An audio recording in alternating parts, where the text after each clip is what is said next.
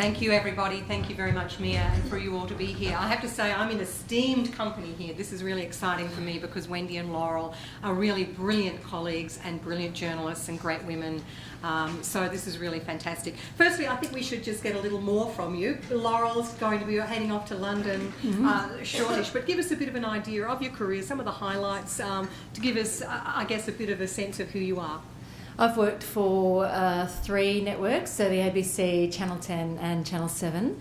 I started in radio and absolutely loved radio, but then was given an opportunity to move into TV as a state political reporter in Adelaide, and I've been there ever since, and I love it. I love the craft, I love the adrenaline rush. I love my colleagues. I feel like they're my people. I feel like I'm home when I'm in the newsroom. It's loud and boisterous and pretty obnoxious and dynamic, and it's wonderful. I love it. I have covered some pretty big stories, as Mia was saying. I did the Rio Olympics last year, which was probably the highlight of my career to date. I think I didn't get more than 4 hours sleep in 3 weeks at a time, but it was absolutely incredible experience to go over there and be a part of that. And I'm just a general reporter here, so my day is completely different almost every day. I don't know what I'm doing in the morning. I get in and find out what's happened overnight or what's happening today, and I'm then dispatched, and that may be anywhere all over the state. Or the first time I went to see Oscar Pistorius' trial, I found out that on Friday night that I was leaving Saturday morning. So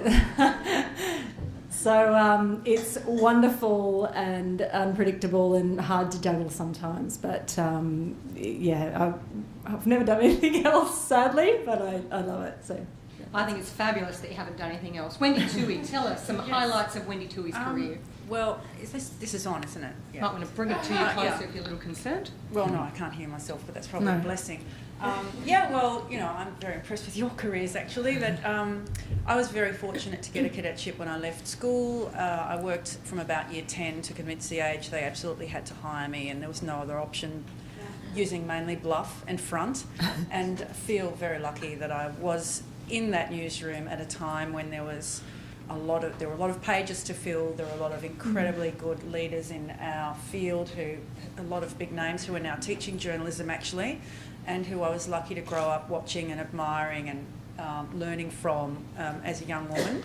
And it was really, again, I know exactly how you feel when you say that you feel at home. Sadly, we had a funeral yesterday for a former colleague, and on Monday, and a lot of us got together afterwards, and we were being pathetically nostalgic because it really was a very collegiate workplace. The media then, your workplaces were very collegiate. Obviously, you had to fight to get your story in the paper, like you still have to fight for your story.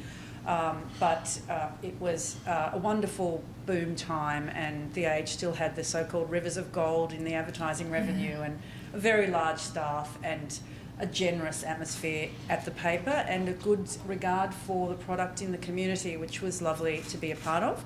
I have 3 kids. I worked part-time from home after I started having kids. I was very lucky. I was offered the opportunity to do that.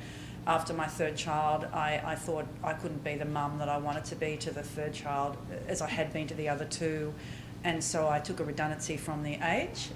And in the middle of my time there, I did a scholarship tour over in Paris, and funded by the European community, and that was amazing. I mean, there are opportunities, I hope they still exist, to grow within the one career, doing only the one thing. Yeah. They're more diverse now probably than they were in our day, probably even more diverse opportunities. Anyway, I left the Age again and had a couple of years out of the workforce, and then I was freelancing, and I covered the 2007 Melbourne International Arts Festival for ABC Radio, who I just bowled up to and said, here I am, can I do anything useful? And they said, sure, we'll pay you nearly nothing to go out for 19 nights in a row and then be on the radio 3 times a day talking about this festival.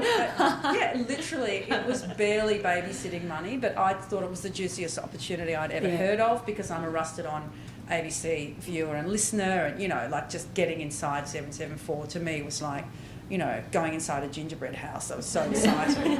So, and then I did some work for them, and anyway, the Herald Sun, to cut a long story short, heard me on the radio, and they had maternity leave arts editorship going for 4 months, and I've been there 10 years. So I was lucky. I was very lucky, and also I suppose you make your own luck.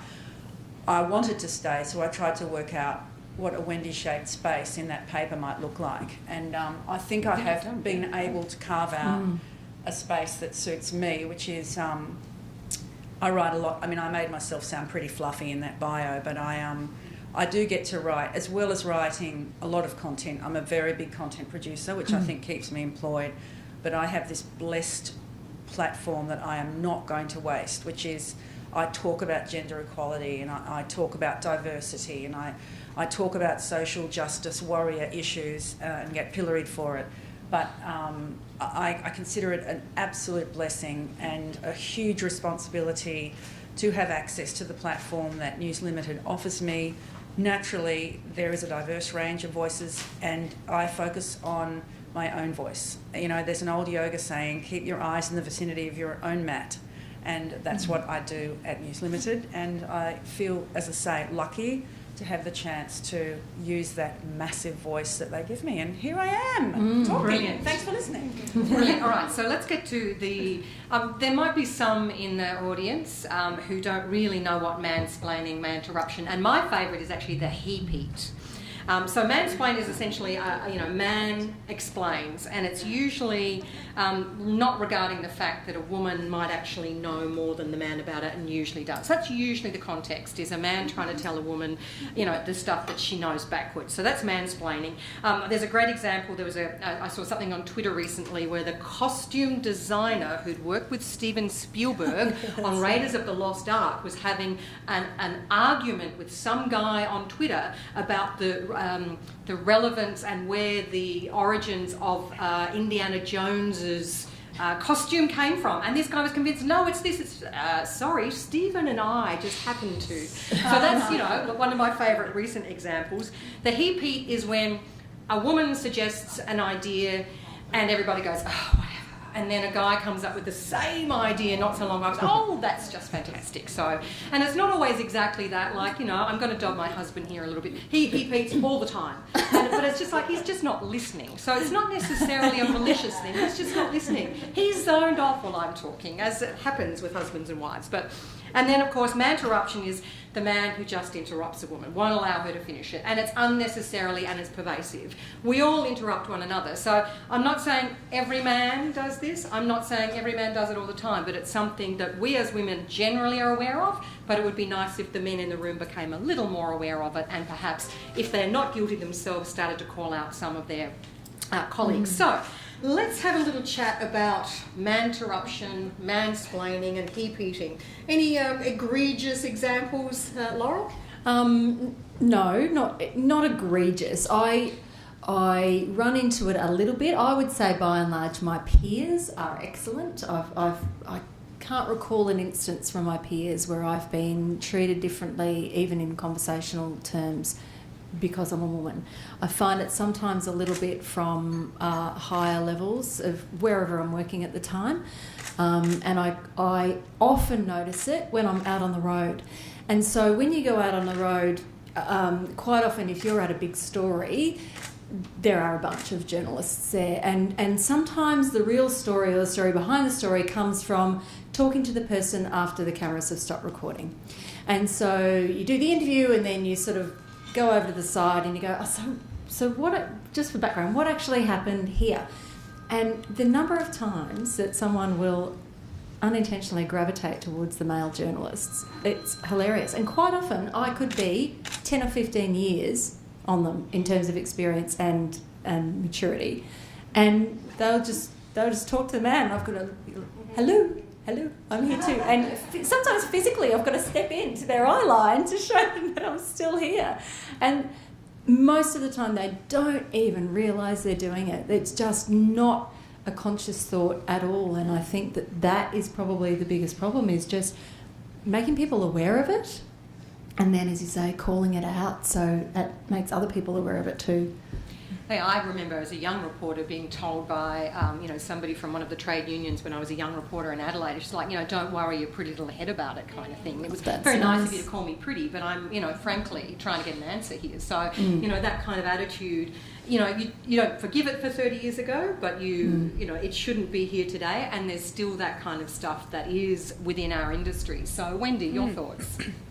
Well, I've always been tall, and so that gives you, I was discussing with Mia, you do have an advantage being tall. It's harder to look down on you, but you can still do it metaphorically, but I didn't have the advantage of age always, which I have now. So getting older has a hell of a lot actually going for it, let me tell you.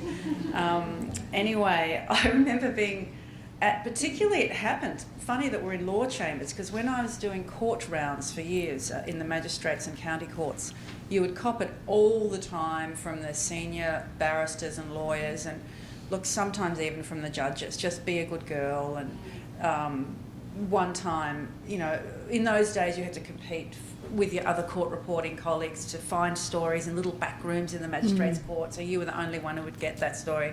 And I was once in a room with and I was the only journalist there, probably a fluke, and it was one of the guys who'd committed a terrible murder. They were famous at the time, these body-in-the-barrel murder where someone was killed at a barbecue by some shocking individuals and put in a barrel and later found. And it was a tiny little courtroom, and I was there with this scary-looking guy, and his barrister came up and actually said, "You'll be a good girl, won't you? And, you're the only one here. We don't need to see this in the paper," And so not just a bit sexist, but also a bit intimidating. But the thing also about, I did it, of course we ran it anyway, but I was a bit jumpy for a little while, just because it's a very small, those courts were small and you were right there with them, so they could impose on you. That thing of the people talking to the male journalist, as a young woman, they would just talk to the photographer. All the photographers were men in those days. There were really no roles for female photographers until relatively near the end of my, good for you, of my time at the Age. Yeah, it was a very blokey section, like the news desk, like upper management, like heaps of anything with a bit of, macho glamour. And people would just talk to the photographer, so he would sometimes start asking questions, They could just have a nice time, pretend I wasn't even there. But anyway, look, I'm not complaining because I think it's not good, blah, blah, but resilience building is something I needed, and all the stuff that goes on in these careers. I haven't had physical sexual assault or anything. I know there's some of it around in media, and Tracy Spicer is in fact who started Women in Media up in New South Wales, is investigating sexual harassment and assault across media at the moment, but I haven't been subject to that. I think I was always too mouthy, but it's certainly the stuff about being heat-heated, or that classic thing of you having an idea but it not being considered to be a really good idea until a guy came up with it as well, and then endorses, and then he got the credit. That was very common. You could see that happening all the time in news conference as well. And yeah, it's funny. It has to be reinforced, doesn't it? Yeah, you could pitch it and it falls flat, and they wait for somebody else to say, "Yeah, that's a good idea too." Before, but I mean, I think it's good we're having these discussions. It does, from my perspective, because we deal with this very, very broad readership. Anything will trigger them. They're always on about women being triggered, but in fact, our male readers who love to communicate with me in a very respectful way. Yeah, dedicated. I have fans. They are so easily triggered. I mean, you have to handle them with very tender communication styles, full of respect, or they literally go off. So it does. You learn stealthy ways around so-called mansplaining, heat-heating, and whatever the other one was. But what I concentrate on is trying to bring men in rather than call men out, because in our demographic, calling men out is useless and fruitless, but trying to be rational and calm and ask them to come along is much more fruitful. I just point out, you're sitting at a very experienced panel here. We've gone through knocks and blows over decades between us, probably close to 100 years or more between us. And we've come up through those ranks. So we're actually in a really privileged position because we know our stuff, and we know how the system works. So it's not all that typical, and also to have this much seniority amongst women in reality in some of our fields is not all that common either. So, you know, we are instructive, but we're not everything in the media. I'd just like to point that out. So let's talk about the fact that there are actually very many women in media these days. It's almost become sort of, you know, the feminisation of journalism. There's lots of particularly young journalists. The ABC, we have them up through the hierarchy as well, and you know, you're seeing some senior people here. But how important is it, and how might it change the discussion, Laurel, if there were more women in the hierarchy of Channel 7 or commercial television or some of the more rough and tumble media out there? I think it would change a lot, and that is having still women of that environment. I mean, they're still hard-bitten journalists, still love a good news story, will do anything for it. So they're still of that ilk, but women in senior positions changes everything. It changes the way people and staff are treated.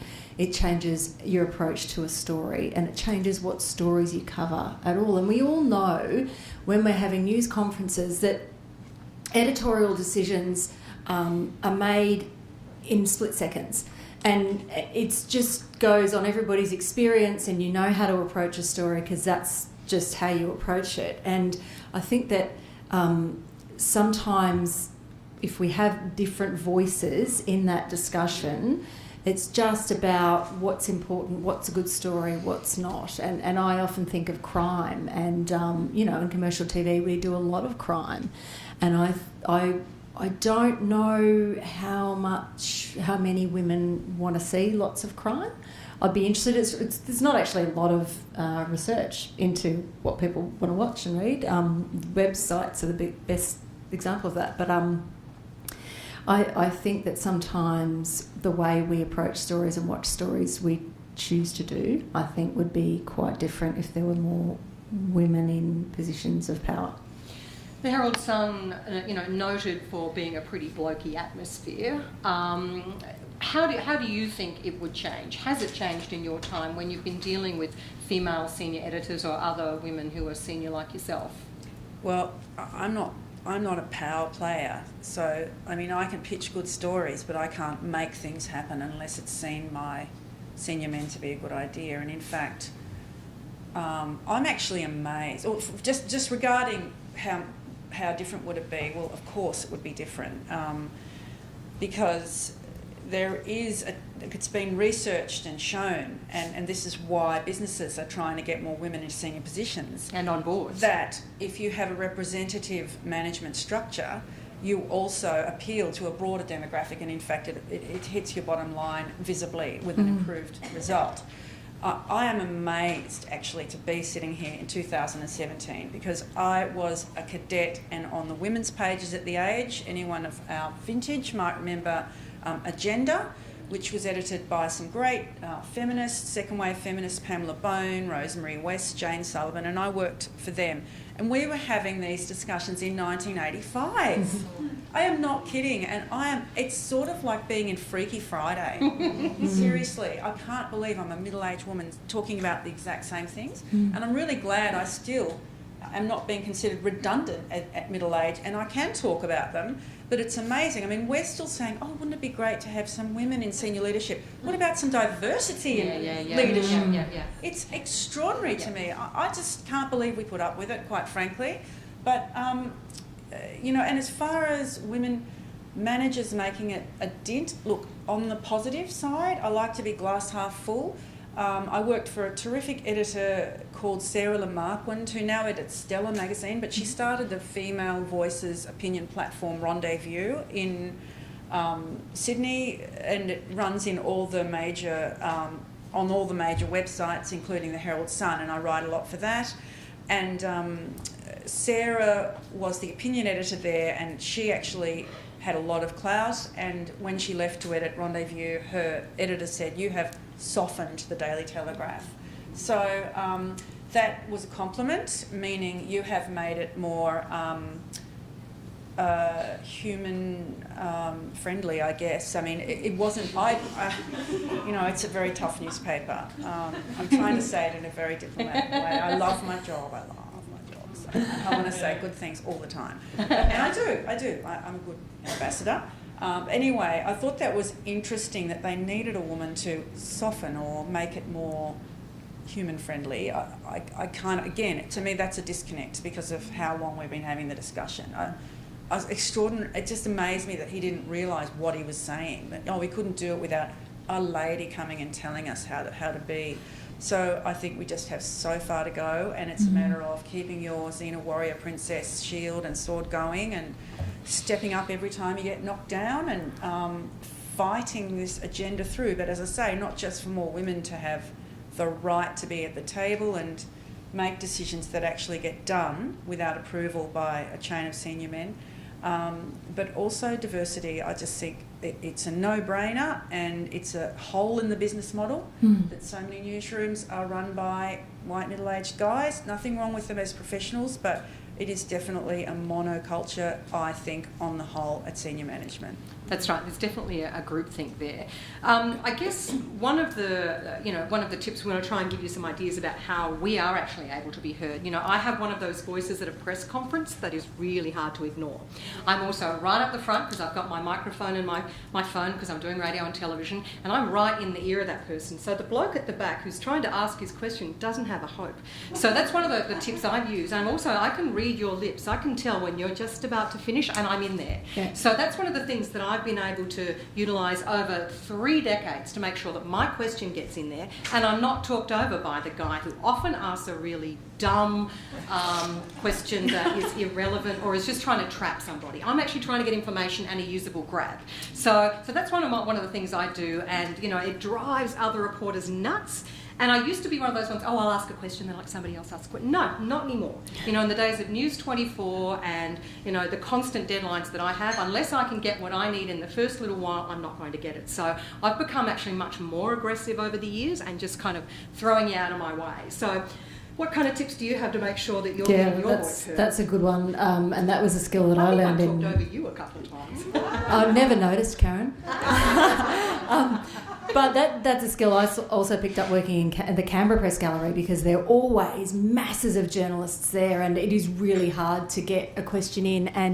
And I remember John Howard in particular would always gravitate towards the senior men of the gallery with the big booming voices who'd just stand up the back and wait for their... And John Howard would always go over to them. It was so tough to get a question in.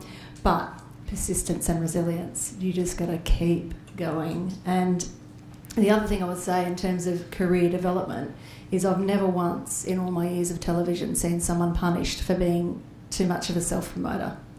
You just got to get out there and push yourself and push yourself and push yourself, because nobody else is going to do it for you, and your career will not suffer. I promise you. I've never seen it. And unfortunately, you just have to have a really thick skin and be tough, and that goes for the trollers as well. And some of them are so hilariously abusive over the smallest things that you think there must be some issues going on there. I honestly ignore most of them. We'll get onto that a little bit more, but Wendy, what's your tip? What's the trick you have up your sleeve to be able to ensure that you get your voice heard? I have learned not to say anything unless I'm pretty happy with it. I definitely edit myself better. I mean, when you're you may disagree, somebody, having listened to me, but I know all the time. If I'm going to say anything in a company that has influence at work and I really want it to matter, I'm very careful now about how I phrase what I say. And I'm strong. I speak in almost a monotone, like I'm just strong and firm, and I will repeat myself if I have to. Mm-hmm. I don't let my voice go up at the end anymore. I don't sound like I want anyone's approval. I pretend I don't want anyone's approval or need anyone's approval. You can perfect that skill. And I just think you are perfectly entitled to have this perspective and this say and to be heard. And I stand like that as well. Mm. I stand like I'm stable and what I'm saying has grounds. Mm. It's taken me a long time, 30 years, yeah. And I've stopped apologising too. Yeah, that's a big one. That's a big one. Because you find sometimes you're almost going, oh, look, it's probably a crappy idea, but you just... And I did that just by default for so long. And it's actually only in about the last 5 years that I've stopped doing that and go, hang on, I've got experience now. I've a right to have an opinion on this. My voice should be heard. Even if it's not adopted, that's fine. But my voice should be heard. I shouldn't apologise for putting myself out there and my idea forward. But yeah, it's hard sometimes. That is a very widespread problem, women complaining about for their very existence. And it's called imposter syndrome, and a lot's been written about it. And in fact, a couple of very senior American TV journalists did a book called The Confidence Code, which is a great book if anyone can find it.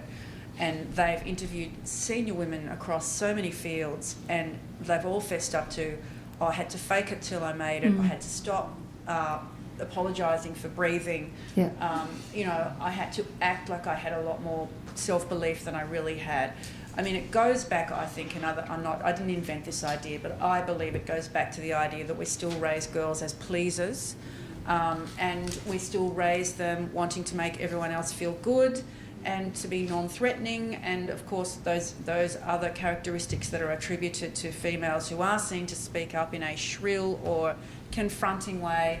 You know, the research still says that we are seen as bossy or bitchy or, you know, some way negative assessment for stating things in a very similar way that a guy would say them, you know, with a sense of entitlement, but it just has to keep being done until they stop thinking that's an issue. And critical mass will definitely help.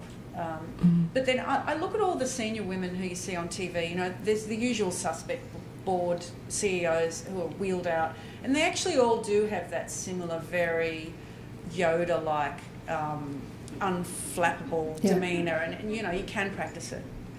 But should we have to? Probably not. All right, so let's talk a little bit about, you're talking about some of the I guess, readers who are writing in. How do you deal with it and ensure that you're not affected by it? Because, you know, you will have readers, people online, less so with the ABC, because you sometimes have to call people up and it's a lot harder to say, I want to rape you over the phone than it is to do something via online. Do you get those kinds of threats? Or? Well, yeah, I've had violence sort of threats. I think maybe for suggesting there was a pay gap. That probably the 23% pay gap that exists in the seriously, media. you would not believe the language used about the most basic things, like should childcare be funded by the taxpayer at all? You know, discrimination against pregnant women or mothers in the workplace. Basic topics. You know, some report will come out showing that maternity discrimination has popped to the top of the list of Fair Work complaints. I'll write something about it, and then people just go nuts about how it's made up and women fake this stuff and men are the real victims because women are creating stories to cause them trouble at work. But they always attack me. Like, it's not the argument or whatever. Now, I'm too old, fat and slow to get rape threats, but I have had menacing violence kind of stuff when I had a blog, and that's why I stopped having a blog.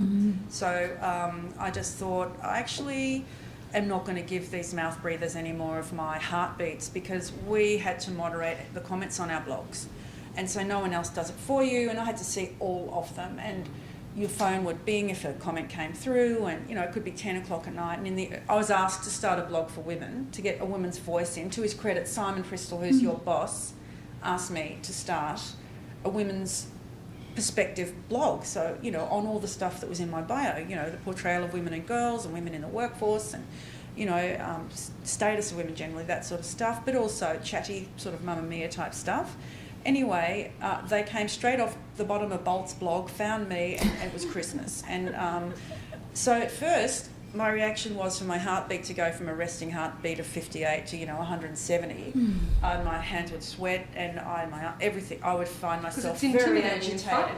Well, yeah, because they would act like they they had some insight into your soul. And when at the age, the worst you would get is, you spelled the name of my street wrong in writing, or thank you so much for the lovely little article, and it's a completely different world now, and it's changed. And so anyway, I kept doing that until I was strong enough to take the comments, and it became just, bugger off, Black Hawk, surely there are other problems among the crazies of North Queensland where you live, and, practice in your army reserve with your pop guns at the weekend, go and solve those issues, leave me alone. But at first it was very upsetting, and it was really good for me, because I was always a sook. I was a majorly oversensitive person as a young woman, although maybe that's normal and the world was too tough. I don't know.